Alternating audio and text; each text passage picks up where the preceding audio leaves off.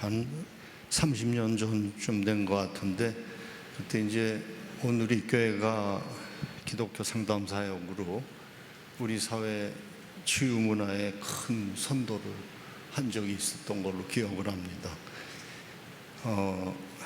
물론 성령님이 하신 일이니까 성령님께서 영광을 받으셔야 되겠지만 또 쓰임을 받는 것도 굉장히 기분 좋은 일이었는데, 지금은 이 회복 축제가 또 다른 훌륭한 어떤 치유 트렌드를 우리 사회에 던져주고 있는 것 같아서 매우 기쁩니다. 초대해 주셔서 감사합니다. 저는 정신과 의사인데 아마 레지던트 시작할 때까지 치면은 한 50년 정도 된 것 같습니다. 대학 교수로 한 20여 년, 그 다음에 지금은 이제 아직까지도 개업을 하고 있습니다. 그런데 이제 제 전공은 정신분석적인 심리치료를 주로 하고, 그 다음에 이제 우울증 전공입니다, 제가. 그래서 우울증 환자분들은 아마 누구보다 많이 봤을 것 같은데, 그런데 제 자신이 우울증 환자입니다. 그래서 지금 한 거의 60년 정도 지금 앓고 있습니다. 제일 처음 심하게 어떻게 온 게 이제 16살 때 어떻게 왔는데, 그 후로 이제 한 4번 정도 심하게 어떻게 있었고, 지금도 앓고 있습니다.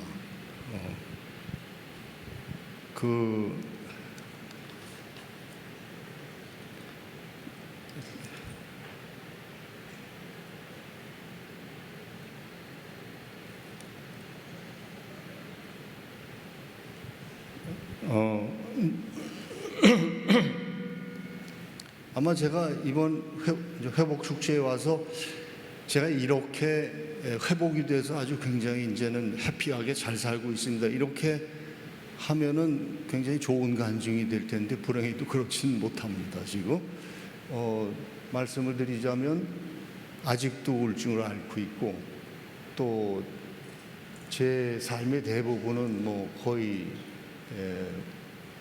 우울하고 괴롭고 좌절될 때가 많고 부정적인 생각이 많고 그렇습니다. 근데 이제 가끔은 그렇지 않을 때도 있긴 하지만, 그런데 대부분은 이렇게 이제 간다고 생각을 하고 죽을 때까지 겨우 이제 지금 삶을 버텨간다, 이런 생각이 듭니다.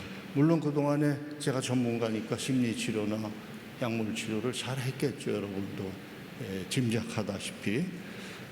그런데 그게 그렇습니다. 어떤 한계가 있고 그냥 그럭저럭 이렇게 가고 있는 형편이고 그런 상황입니다.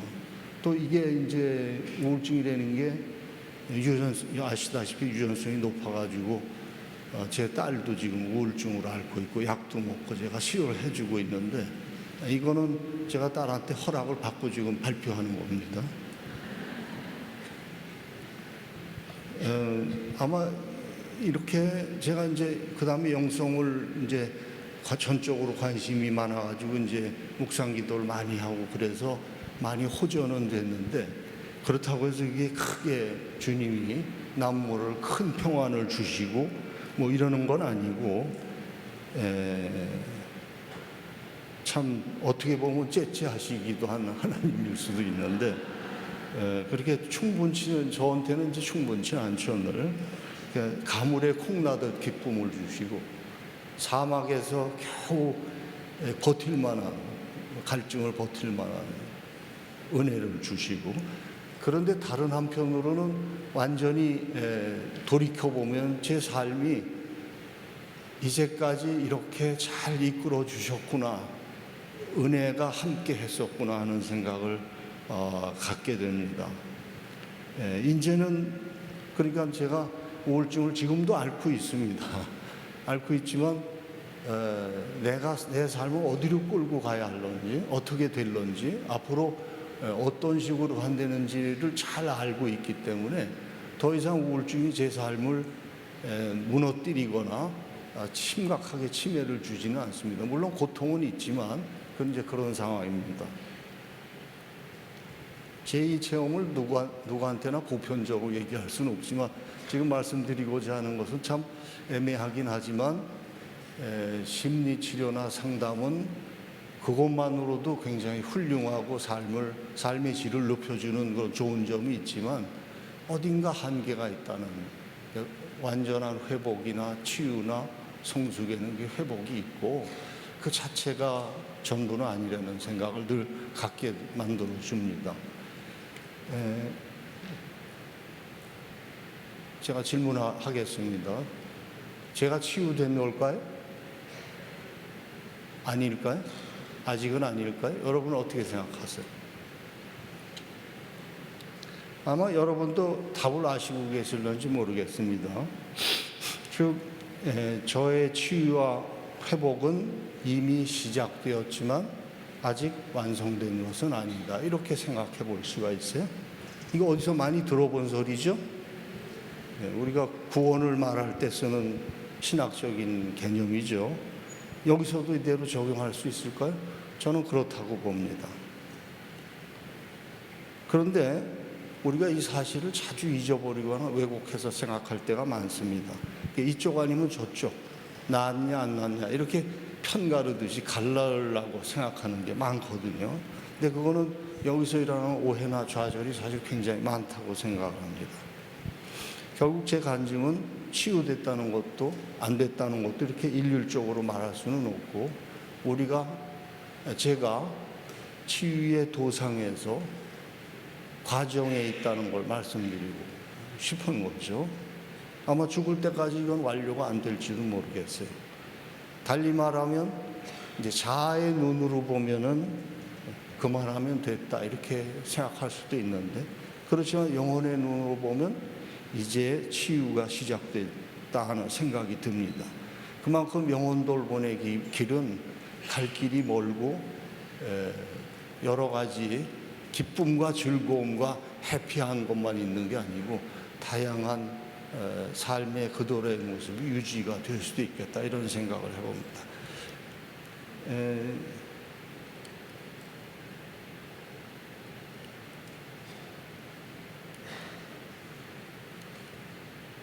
제가 깨달은 거는 회복이나 성숙에 대한 집착을 내려놓으니까 이게 자아의 부르짖음일 수가 있겠죠. 내려놓으니까, 그러니까 마치 내가 가지고 있던 어떤 약한 점이나 병리가 그게 전부인 것처럼 생각한 걸 내려놓고 조용히 마음을 비우고 주님 앞에 귀를 기울이니까 뭔가가 다른 소리가 들리더라 이겁니다. 제가 2002년도가 저한테는 아주 심각한 피크의 고비였었는데 아주 심각했었습니다. 그래서 저 시골에 내려가가지고 막 그 전에 방식대로 부르짖고 막 소리 지르고 낫게 해달라고 애를 굉장히 썼죠. 그런데 어느 날 목소리가 들리는 것 같았어요. 제발 좀 입을 다물고 가만히 있어라. 왜 이렇게 떠드냐? 나도 할 얘기가 많은데 나한테도 좀 할 기회를 줘야 되지 않겠냐? 그래서 제가 입을 다물었어요. 그랬더니 마음에서 들리는 소리가 있더라고요. 나도 너만큼 힘들었다. 얼마나 내가 힘든 줄 아느냐? 우리 함께 가자. 그런 말씀이 들리시더라. 그 다음부터 제가 기도가 바뀌었어요. 그 말씀을 사실 오늘 드리고 싶어서 이 자리에 섰던 것 같습니다.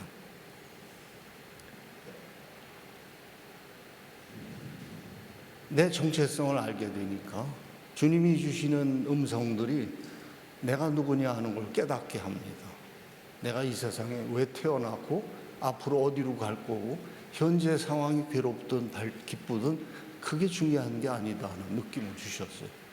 그러니까 우울증이라는 건 저한테는 삶의 한 부분이지 너를 그렇게 지배하는 건 아니다. 그런 이제 의미의 뜻이죠. 그러고 보니까 그동안에 제가 하나님과의 관계를 굉장히, 제가 남보기에는 열성적인 크리스찬이긴 했었을 거예요. 아마 겉으로 보기에는 뭐해든 하여튼 열심으로 제가 하니까. 그런데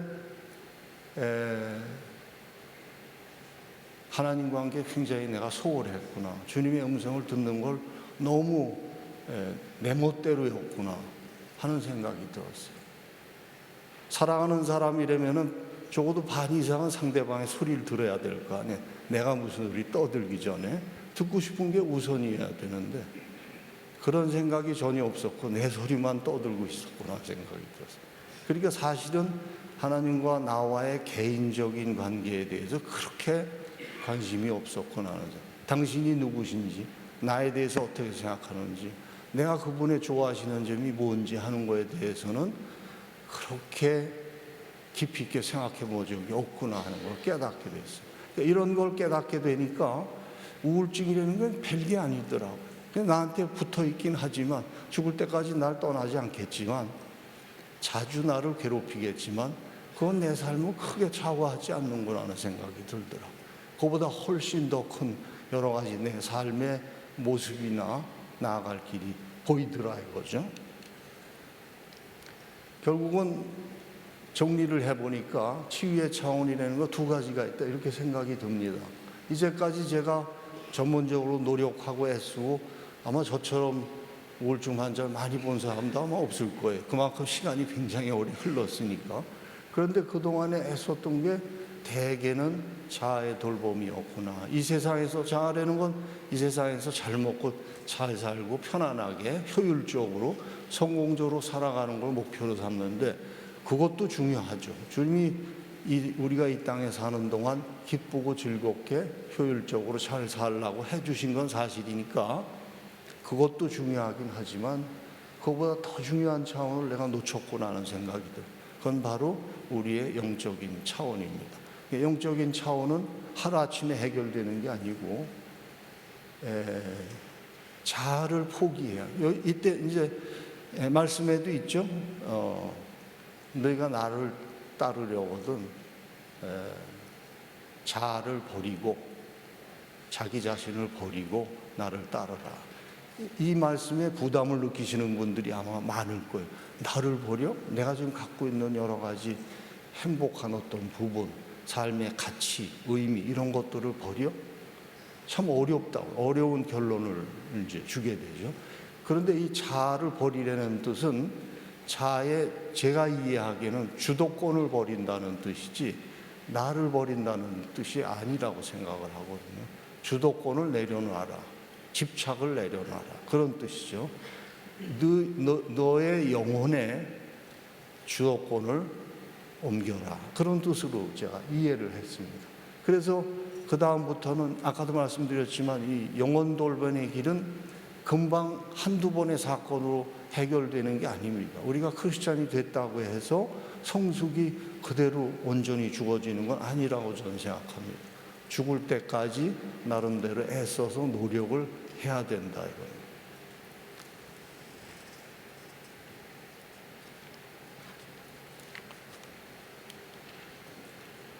이거 제가 복잡하게 뭔가를 써놨는데 내일 대학원에서 강의를 해야 되기 때문에 했는데 그건 요점은 그겁니다.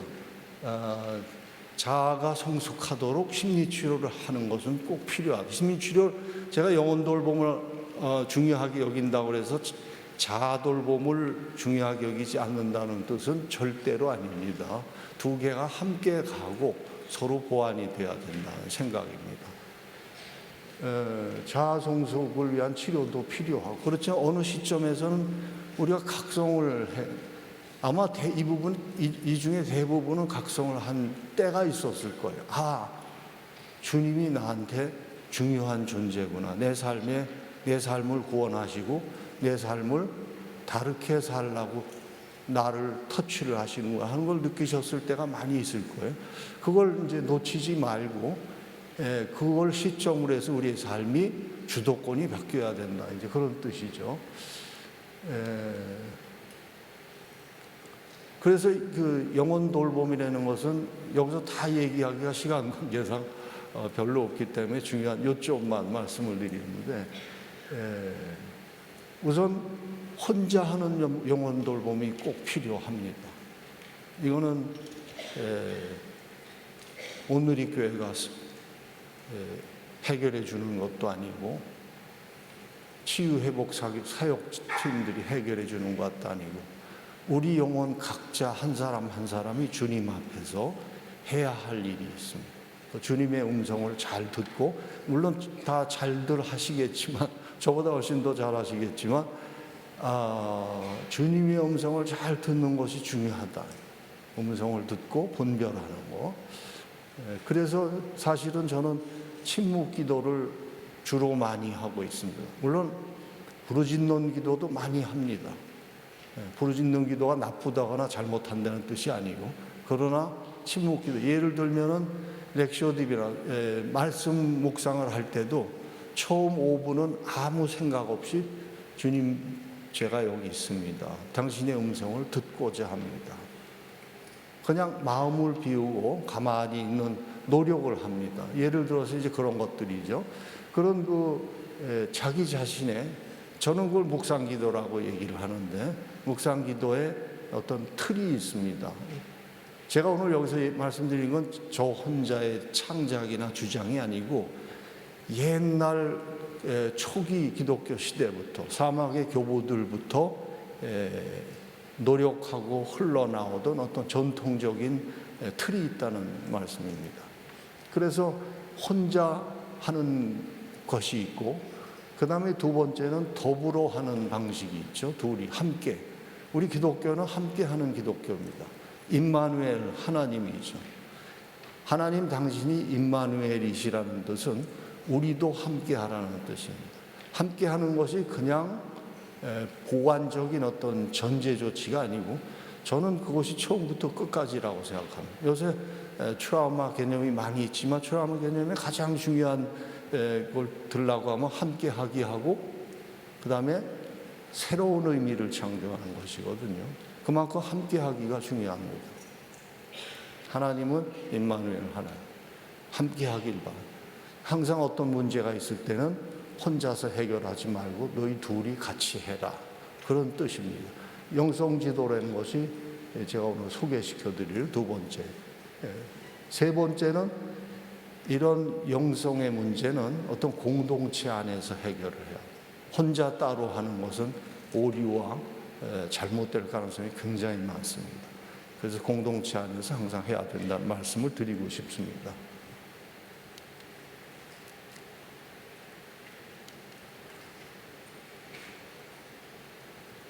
묵상기도, 묵상적인 삶을 산다는 것은 갈멜산의 엘리야처럼 화려하고 웅장하고 영광스러운 것이 아니고, 호렙산의 엘리야처럼 두려움에 떨면서 세미한 가운데 하나님의 음성을 듣는 삶이거든요. 이런 삶이 중요하다고 저는, 사역을 하시는 분들일수록 이 호렙산의 삶보다는 호렙산의 삶이 훨씬 중요하다, 저는 그렇게 생각을 합니다. 침묵이란 단순히 입을 다물고 말을 안 하는 것이 아니고, 자아를 내려놓는다는 거죠. 내가 갖고 있던 이 세상에 대한 집착을 내려놓는 것, 그거는 금방 되지는 않죠. 오랜 시간이 걸릴 겁니다.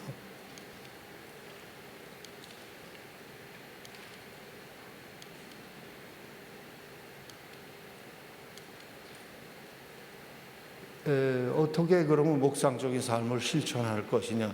제가 20년 동안 묵상적인 삶을 노력을 하면서, 옛날 사막의 물론 이제 예수님의 제자도 삶, 제자들을 가르치시고 함께 하신 삶 가운데서 출발을 하지만, 형태적으로 구체적인 형식을 갖추기 시작한 것은 3, 4세기에 사막의 교부들한테서부터 출발하는 거거든요. 많은 부분은 이제 수도원적인 영성입니다. 수도원이 처음에 시작될 때 제도권적인 캐톨릭에서부터 반기를 들고 시작한 것이 수도원적인 영성이거든요. 그것은 보편적인 우리 크리스찬들한테도 어떤 특별한 가치가 있는 그런 영성적인 흐름을 얘기해 준다고 생각합니다. 그래서 이 자리에서는 충분히 다 말씀을 드릴 수 없기 때문에 제가 20년 동안의 경험을 조금 정리하는 차원에서 책을 썼습니다. 온라인 문고에서 신청해서 읽어주시면은 책에 무슨 점수가 올라간다고 하더라고요. 신청가 많아지면.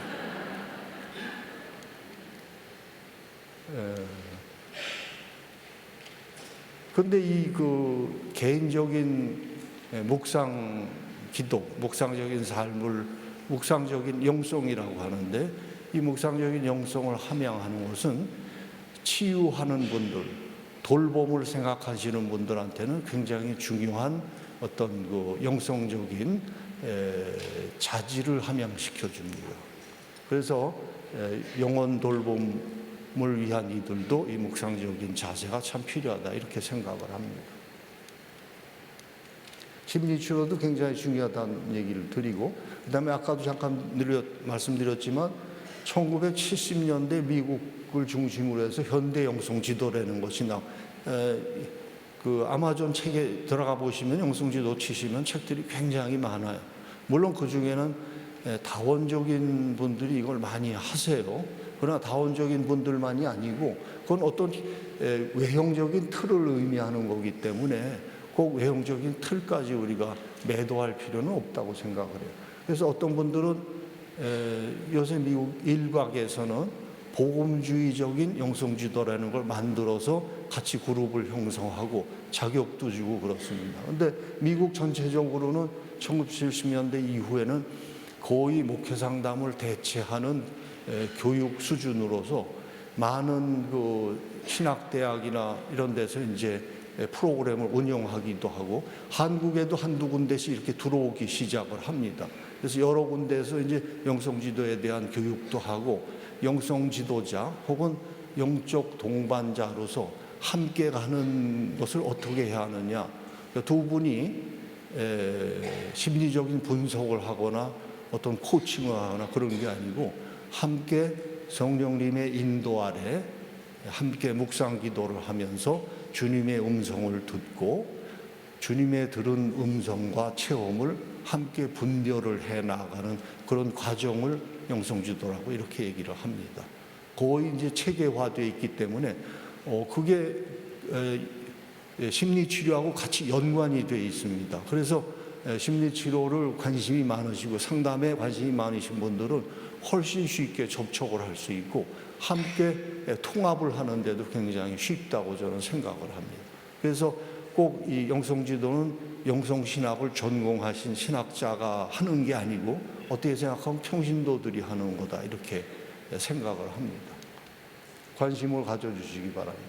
현대 영성지도에, 그러니까 영성지도라는 건 사막의 교부들부터 시작이 됐는데 이제 수도원의 전통으로 흘러내려가는데 수도원에서는 굉장히 권위적이었습니다. 그런데 현대 영성지도는 그것과는 조금 다르게 새로운 어떤 형태들을 띠고 있는데, 우선 중요한 것은 묵상적인 영성이 기초다 하는 거고, 두 번째는 권위적이 아니다.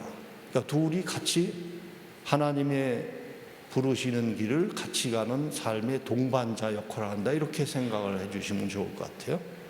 함께 어떻게 가느냐 하는 데 대한 여러 가지 지침과 방법과 이런 것들이 이제 적혀 있습니다. 그리고 이제 심리치료의 영향을 많이 받아서 지금은 미국 분들이 새롭게 영성지도자라는 어떤 그 사회적인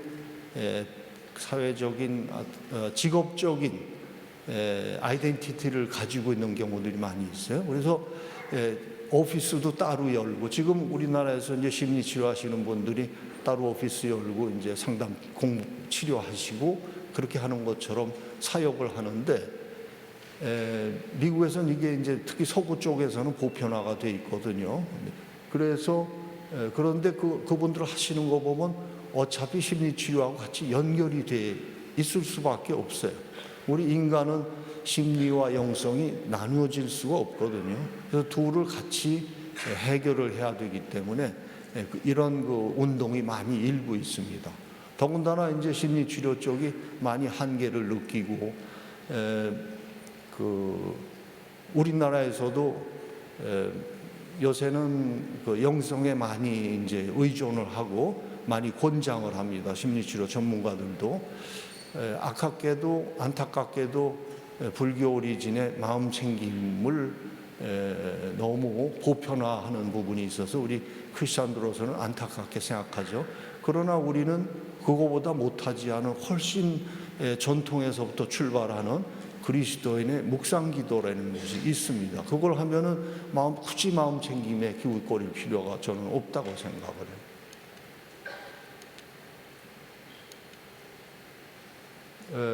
그 다음에 마지막으로 이제 공동체 문제를 잠깐, 이런 그 영성지도나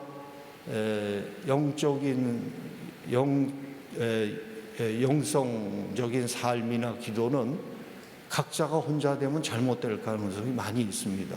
그러니까 신학이 큰 울타리를 지탱해 주는 안전한 공동체에서 함께 가야 됩니다. 예를 들면 온누리 같은 그런 교회에서 충분히 그 안에서 수용해 가면서 가야 된다, 이렇게 생각을 합니다. 지금 이제 현재 여기 보시면은 그 우리 한국에서 그 템플스테이나 그 수도원 피정이 우리 개신교들한테도 각광을 많이 받고 있죠. 그 사회에 많이 파고 들어가고 있습니다. 그러나 우리도 그거에 못지않은 영적 전통과 그런 그 흐름들, 방법들이 있어요. 그걸 빨리 잘 개발을 해서 우리 복음주의권에 알맞는 그런 치료 공동체를 형성을 해야 되지 않을까, 그렇게 생각을 합니다. 저는 오늘 오다가 이견 목사님하고 잠깐 말씀드렸지만 미국의 세이비어 교회를 생각을 했습니다. 세이비어 교회는 여러 가지 아주 좋은 사회적인 사역을 많이 하는 교회로 알고 계시죠. 그런데 그분들의 기본적인 영적 바탕이 묵상적 영성입니다. 묵상적 영성은 그만큼 굉장히 중요해서 사역을 하시는 모든 분들이 쉽게 고갈이 되기 쉽거든요. 쉽게 고갈이 되지 않도록 자기 개인의 영혼을 잘 돌보면서 주님과의 관계를 잘 지켜나가는 데 도움이 되는 그런 영성이라고 생각을 합니다. 길지 않지만 시간이 다 돼서 이걸로 마치겠습니다. 감사합니다.